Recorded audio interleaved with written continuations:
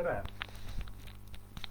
Minu esimene live siin Eesti õiguse või õigluse ja arengu lehe arenguerakonna.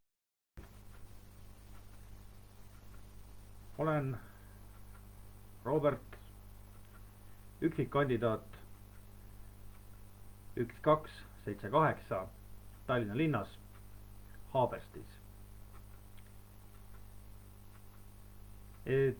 Ja esimest korda teen siis seda laivi siin. Tere, meie esimene vaataja. Ja ma olen praegu olen ka selleks siin, et rääkida veidi siin praegustest poliitilistest situatsioonidest, mõningatest kahtlustest, mis on minul tekkinud, mõningatest vaatlustulemustest, mis on kestnud sisuliselt 4 aastat. Seda, mida ma olen käinud ja jälginud erinevaid meediaväljaandeid. Ja ütlen ausalt, on üks hea Eesti vanasõna, et ükski supp ei ole nii palavalt söödud, kui seda keeratakse. Ehk siis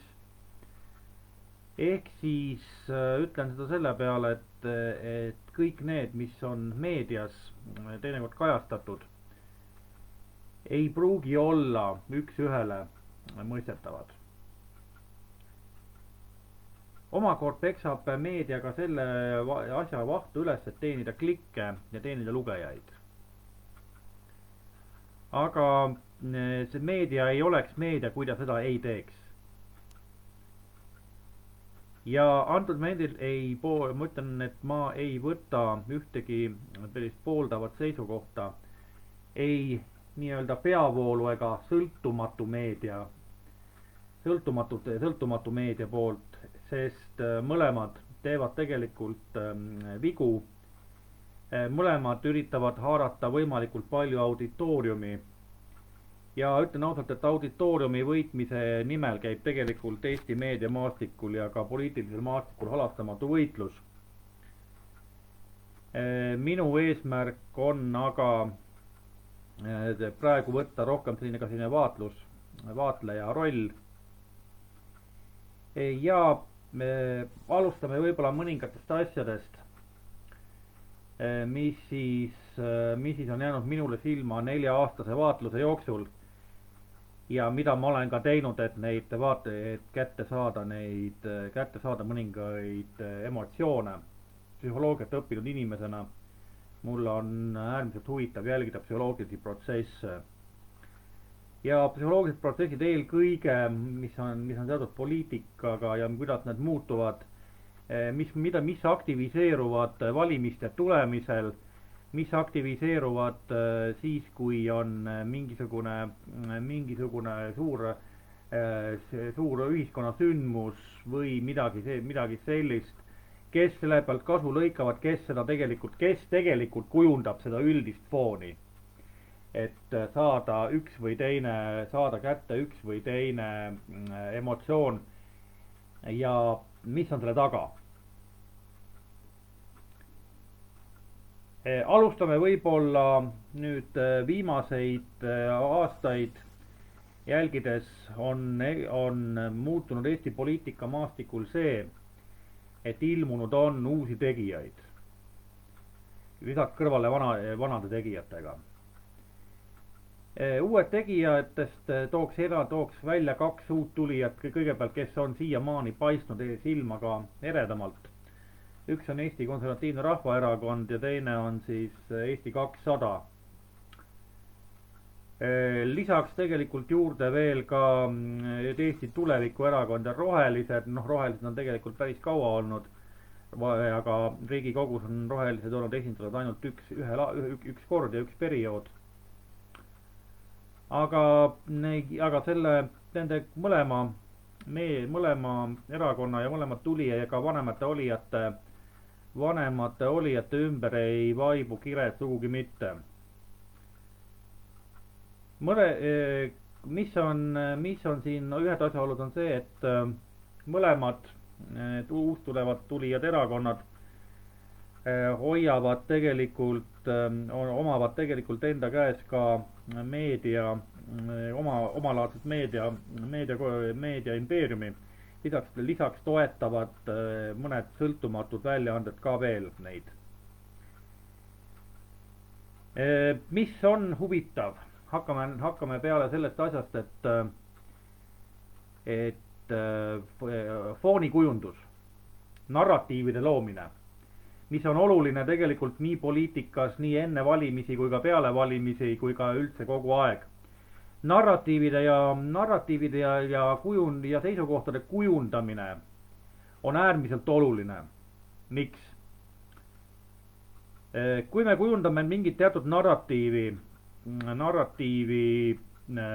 mingisugusest teatud ühiskonnakihist, siis sellega seoses on ka see, et see ühiskonnakiht ja kõik see ja see narratiiv hakkab tõmbama toetajaid.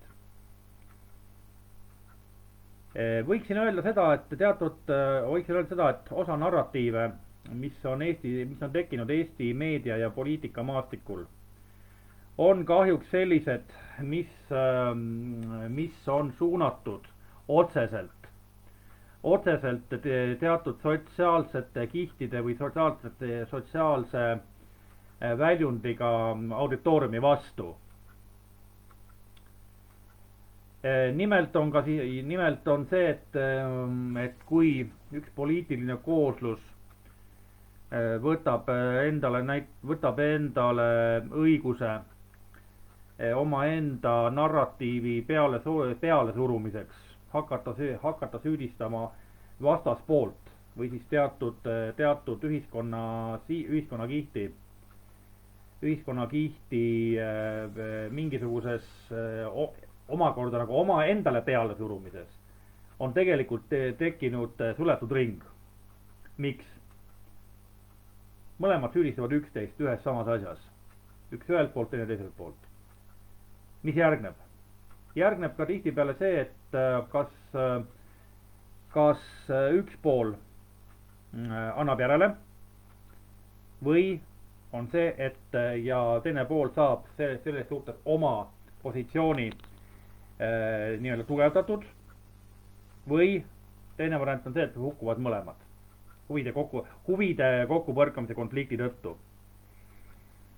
Ja selle nii-öelda selle poliitilise hukkumise tagajärjel haarab positsiooni keegi kolmas. Miks ma sellest räägin?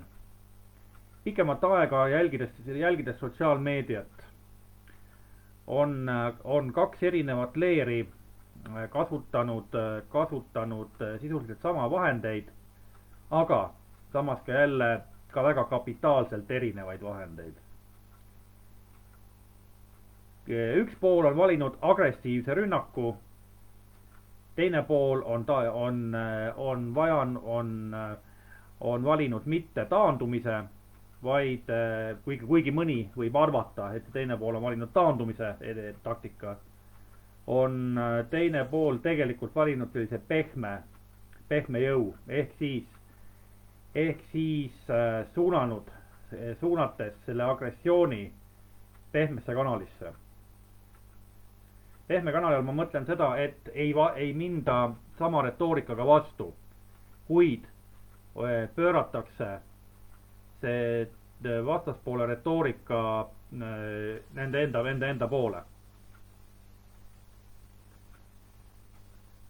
Nüüd järgmine etapp, mis sellest nagu seoses nagu tekib, on ja kuidas proovivad, siis proovib üks pool, oletame, kelle argumendid on praegu lükatud pehme taktikaga ümber. Ta üritab hakata looma mingit narratiivi teisest poolest. Ehk siis hakatakse rääkima, vaat see on selline meelsus. See on selline seisukoht, see ei ole õige, sajandeid on nii olnud, et see ei ole olnud, see ei ole loomulik, hakkab sellist asja tegema. Ja tolle tagajärjel on see, tekib auditooriumil, kes seda kuulab, tekib tegelikult omamoodi pettekujutluus kogu sellest asjast teisest poolest. Ehk siis ma tahan öelda, et kas on esitatud pooltõde või lausvale selle narratiivi loomisega. Seetõttu ongi see, et narratiivide ja seisukohtade kujundamisel tuleb alati olla ettevaatlik, et need ei hakkaks ühel momendil tööle kellegi enda vastu või siis on see, et narratiivide loomine ei päästaks valla protsessi, mida ei ole võimalik tagasi pöörata. Ja see on siis üks kuvand, mida loovad siis ütleme kaks poliitilist jõudu või kaks poliitilist kooslust näiteks omaenda meedias, mida nad välja annavad, olgu see siis kas Kesknädal, ajaleht, siis Objektiiv, Uued Uudised, mõni muu erakondlik väljaanne. Lisaks ka sellele muidugi kohalike valdade ja kohvide ajalehed, kus siis üritatakse ka kujundada ühte kui teist. Nüüd, kui on teatud mingisugune protsess valla pääsenud, mingisuguse sotsiaalkihi suunal on hakatud kriitikanooli laskma, siis ilmuvad reeglina ja seaduspäraselt ilmuvad kohale ka selle narratiivi toetajad. Narratiivi toetajad, kes hakkavad üles kütma tegelikult meedias ja kommentaaridena, hakkavad üles kütma selle idee nii-öelda edasiarendust. Teinekord isegi tegelikult täiesti negatiivses ja agressiivses suunas. Agressiivses suunas selle tõttu, et hakkavad mõningad, kes on sellest narratiivist jälle teinud omad järeldused, sest kui üks narratiiv tegelikult läheb välja sihtrühmale, siis sihtrühmas on alati see, kes, kui ta läheb edasi, hakkab ta tegelikult narratiivi elama omaenda elu. Ehk siis on need, kes seda narratiivi nii-öelda edasi arendavad, panevad sinna omalt poolt võib-olla veel isegi midagi juurde ja tulemuseks on see, et ühel momendil, kui ta jõuab veel laiemasse massi see narratiiv, siis tähendab on see, et on ta midagi muud, mis algselt. Ja tihtipeale on see negatiivses mõttes moonutatud. Nüüd aga, ja isegi kui see narratiiv on nüüd läinud ja kõik need kommentaatorid, kes on olnud, need on selle üles kütnud nii-öelda meedia vahendusel, kloppinud selle vahu üles. Ja nüüd on ka see nähtus, et see narratiivi looja või siis see postitaja, esimene postitaja, vaatab seda vaikides pealt. Vaatab vaikides pealt, ei modereeri ühtegi kommentaari. Ja ühesõnaga on sellest järeldus, et ta kiidab selle teinekord isegi vaimse vägivalla ja verbaalse vägivalla vaikimisi heaks. Ehk siis lähebki see, et ütle, kes on sõbrad ja see oled sa ise. Ja mina ütlen, kes oled sa ise. Ja niimoodi, ja sellist nähtust on päris palju. Ja nüüd vaadates ka enne valimisi on see ka veel eriliselt lõkkele löönud. Samamoodi narratiivide ja kõige muudega ja foonide kujundamisel räägiks ka nüüd üldse meediast. Ja seda nüüd ka eelnevaga valimise taustal. Me kõik teame, et me teeme kõike nendest erakonnade reitingutest. Üks reitingu koostaja räägib ühte, teine räägib teist taga, teine räägib teist vastupidi. Vastupidi vastu. Ka neid reitingute uurisi asju ei tasu teinekord võtta puhta kullana. Eeldada võib, et teatud lobitöödel ja teatud narratiivide loomisel on abiks ka mainekujundusfirmad. Ja mis on mainekujundusfirmade ülesanne? Mainekujundusfirmade ja suhtekorraldajate ülesanne on eelkõige sellise fooni loomine. Vastavalt siis, et millised emotsioonid on üles köetud, emotsionaalselt laetud meediafoon või tagafoon, mille põhjal hakkab üks või teine probleem välja tulema või siis välja paistma. Fooni loomise taktika on tegelikult ka selles suhtes oluline asi, et kui on loodud mingisugune foon kellegi vastu või ütleme näiteks see on kohtupraktikas on see väga tihti, kui on olemas kohtuprotsess, mille näiteks tulemusest on huvitatud teatud huvigrupp. Olgu selleks siis mis tahes suurem kuritegu, kas massimõrv, tulistamine, mida iganes. Ja seda trikki on kasutatud, et prokuratuur või siis süüdistav pool on võtnud mainekorraldusfirmad ja mainekorraldusfirmad loovad sellise fooni, et kohtunik, kes selle otsuse peab lõpuks langetama karistuse selle suhtes, ei saa teha muud kui langetada näiteks see süüdimõistev otsus. Et ühesõnaga selle mainekujundusega ja selle jälle narratiivide ja kuvandite loomisega tekitatakse foon, et kohtunik ei saa teha teistsugust otsust. Muidugi erandeid muidugi on.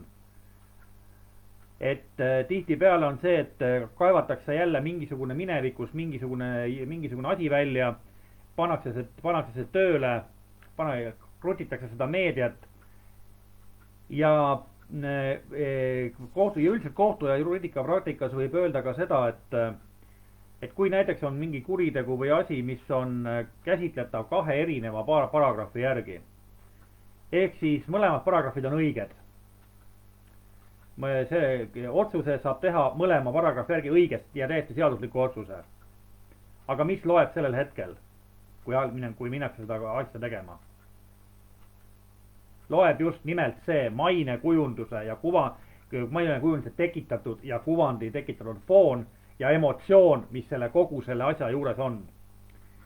Et ehk siis, et kui on see, et selle asja taga on see foon on loodud selline näiteks, et selles kohtusaalis otsuse tegemisel on foon niisugune või naasugune, siis see foon ja see emotsioon seal kohtusaalis panebki tegelikult paika, kumma selle seaduse järgi kohtuniku otsuse langetab. Ka jälle tegelikult ohtlik mäng.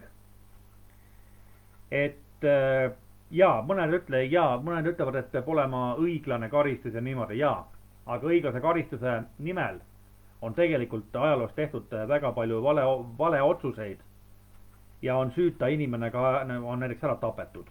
Süüta inimene on vangi mõistetud, kas eluks ajaks saadud surmanuhtluse ja hiljem selgub, et sorry. Aga tegelikult on see, et süüdi on keegi teine hoopis.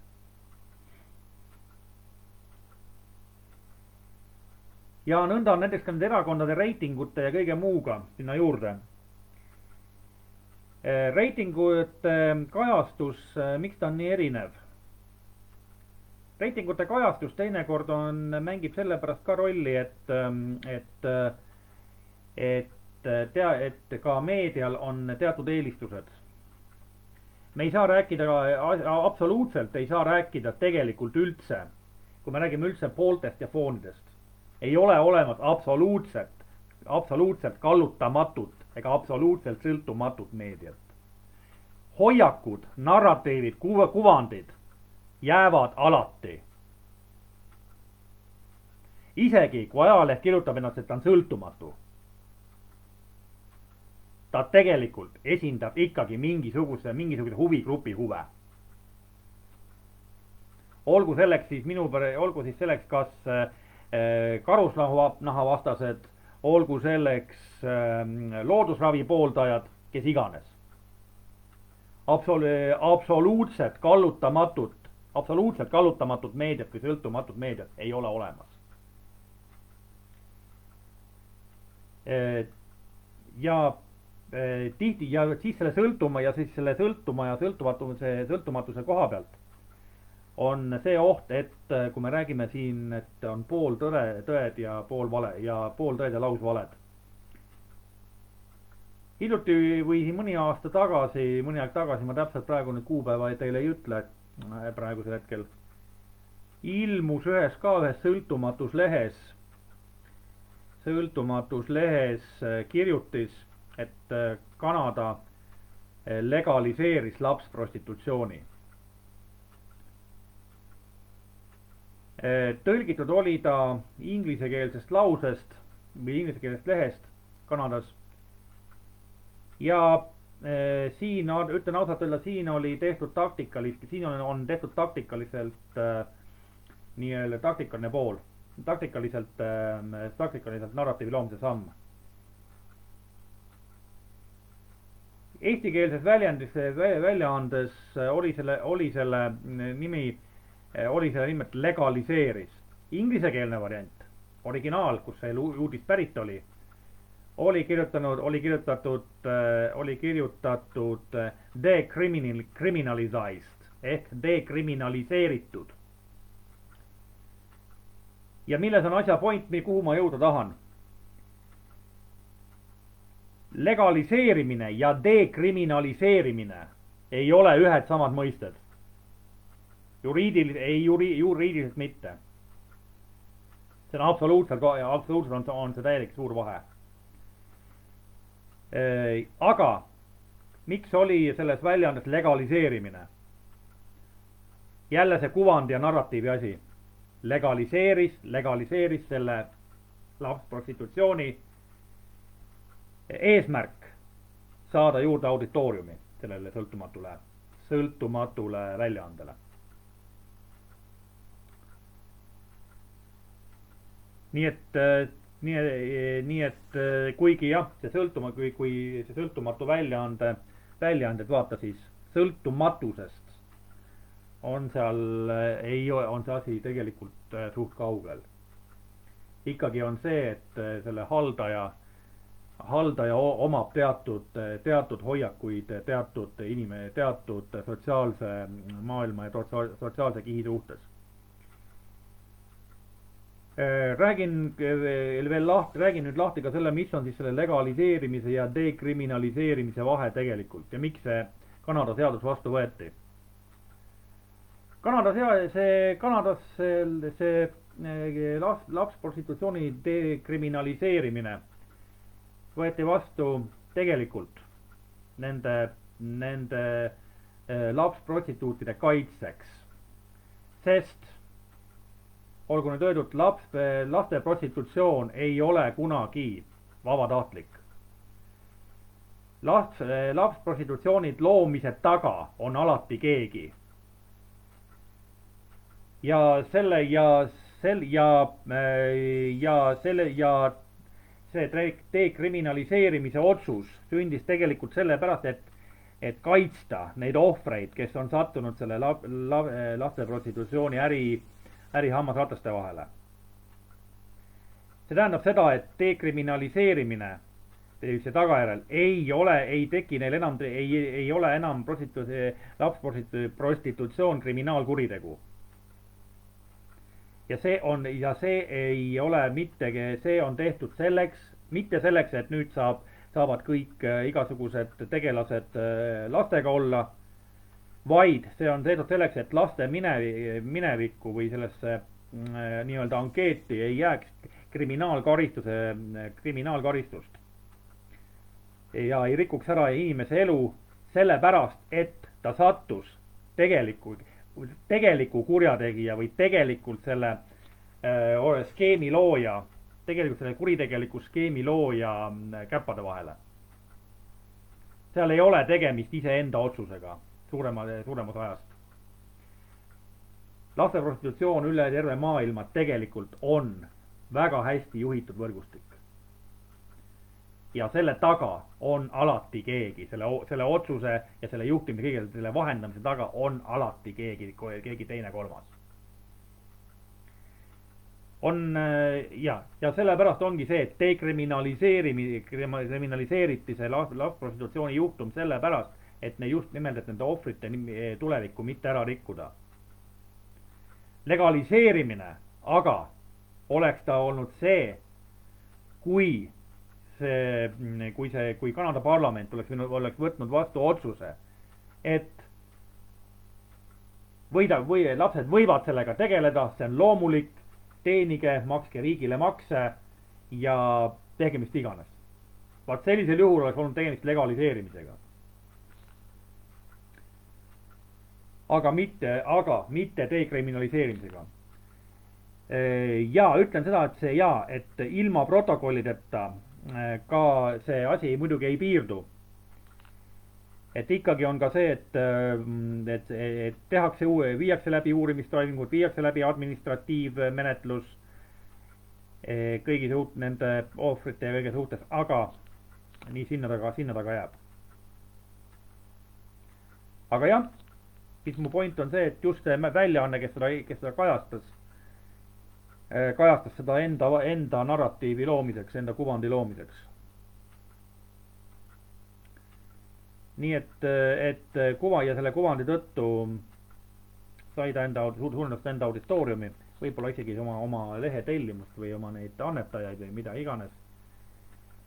Selle taga ei olnud ka, kui nüüd võtta raudse loogikaga, puhta loogikaga, ilma emotsioonita, ei ole tegelikult mitte midagi muud kui materiaalne huvi.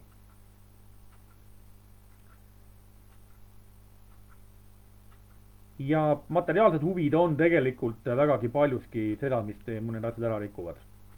Nüüd aga tulles valimiste juurde veel ja nende reitingute juurde. Mõjutused. Kui tihtipeale on see, et need reitingud võivad olla ühe või teistsugused, aga valimistulemus on hoopis midagi muud, kolmas või neljas. Ka seda on nähtud Eesti valimiste ajaloos. Ja ma arvan, et ka need valimised sellel aastal ei ole erand.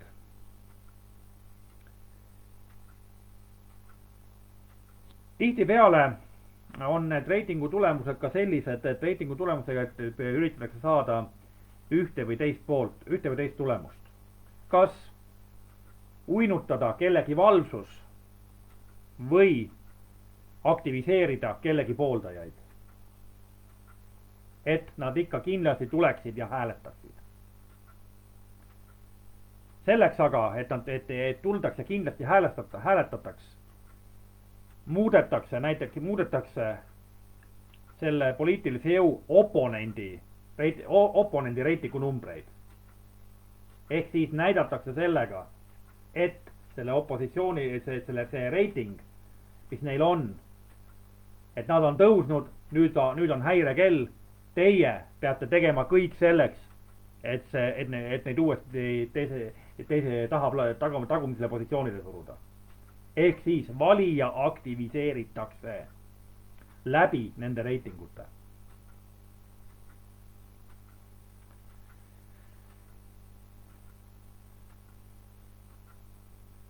Ja psühholoogiline moment on ka see, mis on tegelikult tuntud juba vanast Roomast, et inimhing hakkab kalduma võitja poole.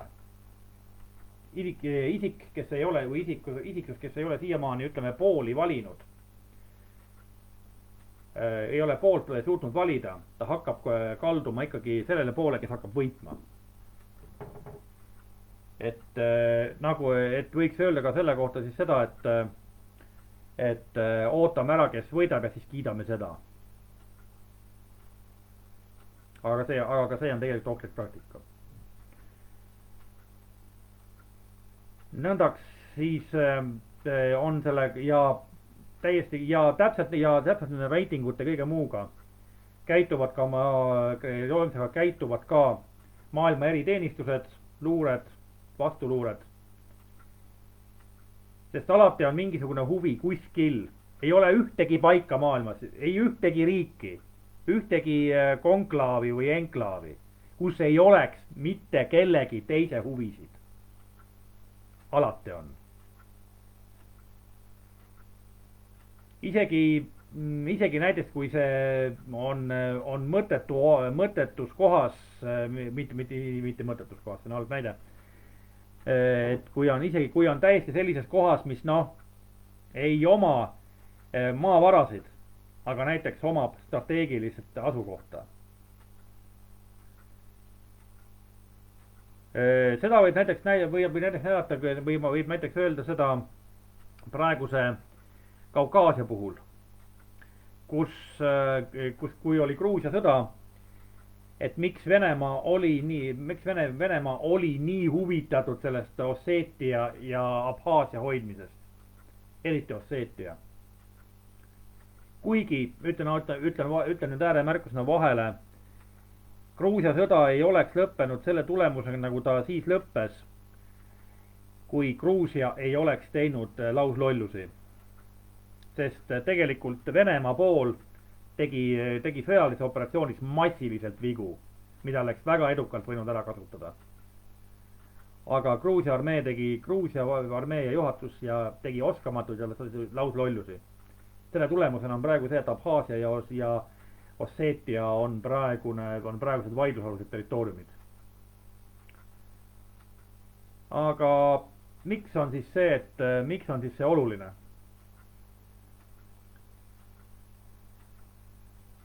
Üks asi on see, et Venemaa ei saa kaotada Kaukaasia tugipunkti, kuna ka seal on olulised gaasi- ja naftajuhtmed. Teiseks Ukraina sõda, mis oli peale Gruusia sõda, Ukraina praegune külmutatud konflikt, Krimm. Et miks on Venemaale vaja nii hirmsasti seda Krimmi? Krimmis on Venemaa sõjaväebaas, aga võim vahetus, Janukovitš kukutati, tulid teised asemele, Krimm oleks läinud Venemaa käest ära. Mis juhtub aga sellega? Juhtus, kui Krimm läheks ära Venemaa käest ja Venemaa kaotaks Krimmi poolsaarel oma tugipunkti. See tähendab seda, et sulgub Musta mere ülemine neljandik. Sulgub tee Bosporuse väinadele ning Vene sõjalaevastik ja ka muu laevastik jäävad lõksu Novorossijskisse näiteks. Ja kaotavad avaliku väljapääsu, vaba väljapääsu läbi Bosporuse väinade Vahemerele ja sealt edasi. Sellepärast oli ka see, et Sevastopol ja Krimmi poolsaar on oluline osa Venemaa geopoliitilisest ja sõjalisest vaatenurgast. Kui me teame, siis esimese maailmasõja ajal olid Bosporuses ja Dardanellides tohutud lahingud, just nimelt selle tugipunkti pärast. Dardanellid käisid korduvalt käest kätte, väga veriste lahingutega.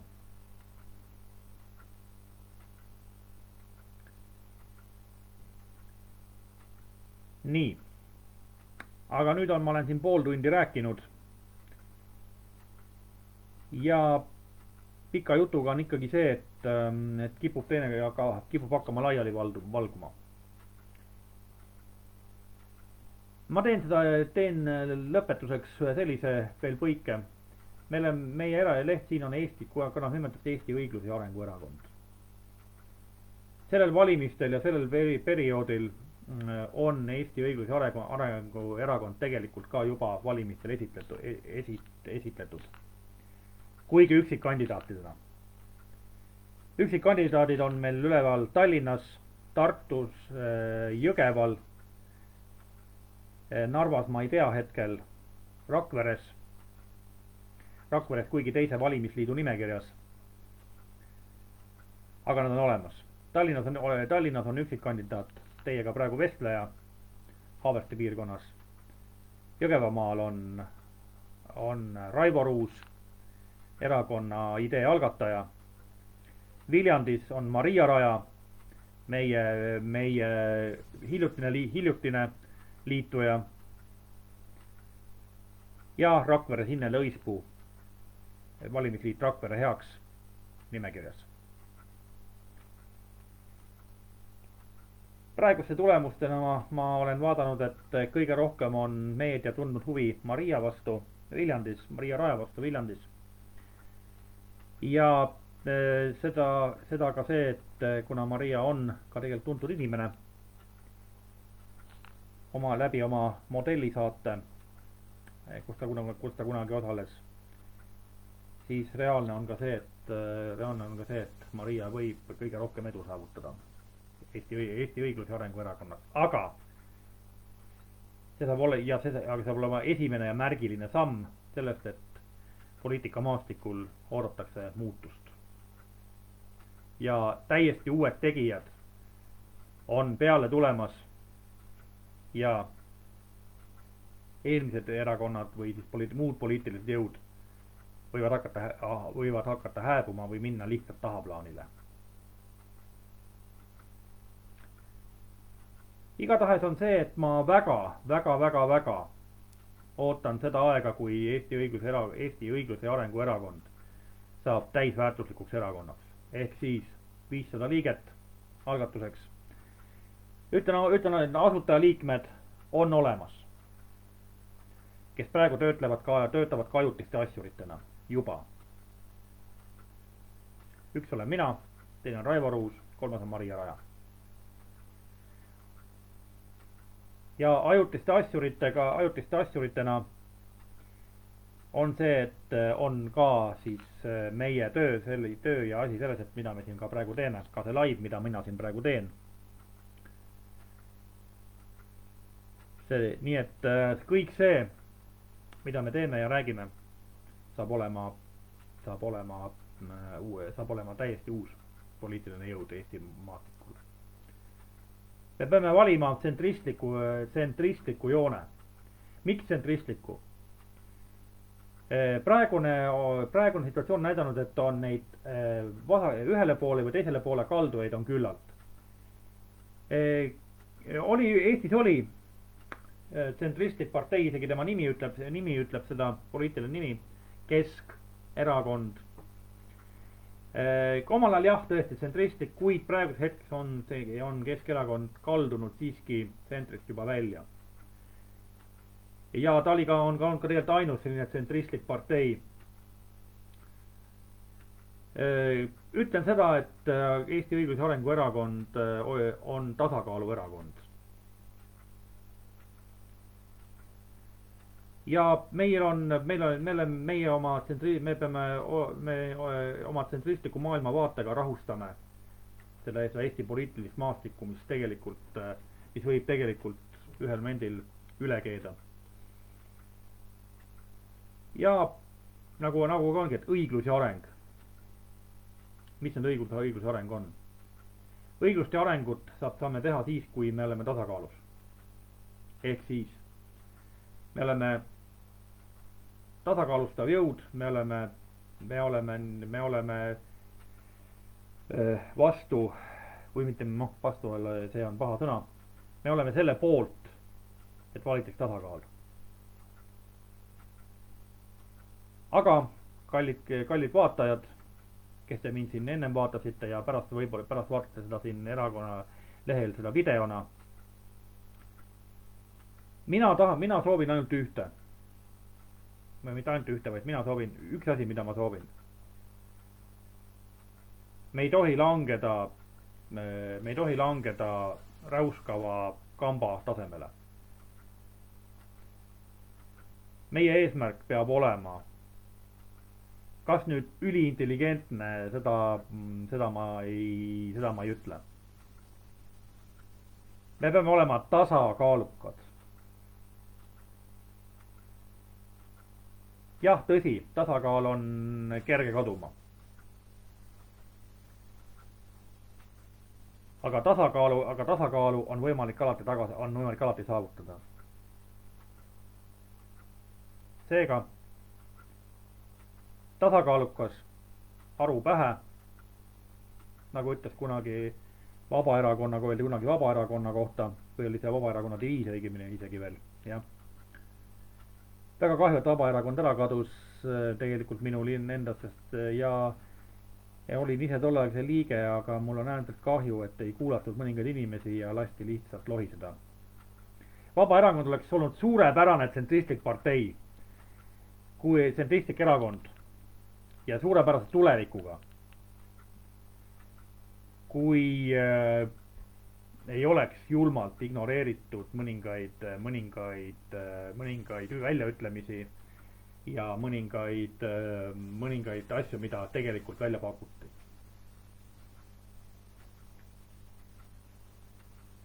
Aga Eesti Õigluse Erakonna siin lehel liikmed, grupi liikmed, kes ei ole, et me loodame ka suuresti teie peale. Ja olge siis tasakaalukad, olge arukad. Mina olin Robert, üksikkandidaat Tallinnas Haaberstis number 1278. Tegin siin oma laivi, rääkisin teile ära, mis mul öelda on. Aitäh kuulamast, aitäh vaatamast. Ja ma väga loodan, et me kohtume veel siin samas laivis. Aga praegu aitäh kõigile ja mina tänan.